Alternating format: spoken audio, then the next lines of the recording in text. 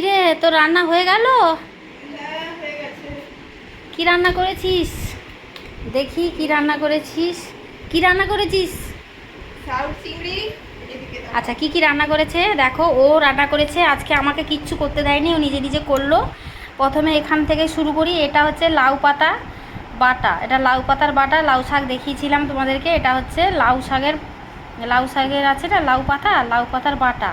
খুব ভালো হয় খেতে, সুন্দর একটা রেসিপি। আমার কাছে নতুন, ওদের কাছে পুরনো, ওরা সবসময় খায়। আর এটা হচ্ছে কাতলা মাছ পাকা তেঁতুল দিয়ে টক। জানোই আমরা মেদিনীপুরের লোক ভীষণ টক খেতে ভালোবাসি, মেদিনীপুরের লোক টক খেতে আমরা ভীষণ ভালোবাসি। এটা হচ্ছে শুশনি শাক, শুশনি শাক তো দেখিয়েছিলাম তোমাদেরকে, শুশনি শাকের ভাজা। এটা হচ্ছে পোস্ত আলু, আলু দিয়ে মানে আলু ভাজা, পোস্ত দিয়ে আলু ভাজা। আর এটা হচ্ছে সেই সাউর নিয়ে এসেছিলো, আমরা সাউর বলি আর তোমরা বলো কচু। কচু তো কচু শাকের যে নিচের অংশটা চিংড়ি মাছ দিয়ে আর আলু দিয়ে এটা হচ্ছে রান্না হয়েছে। আর ভাতটা আমার দেখালাম না, ভাতটা রান্নাঘরে আছে।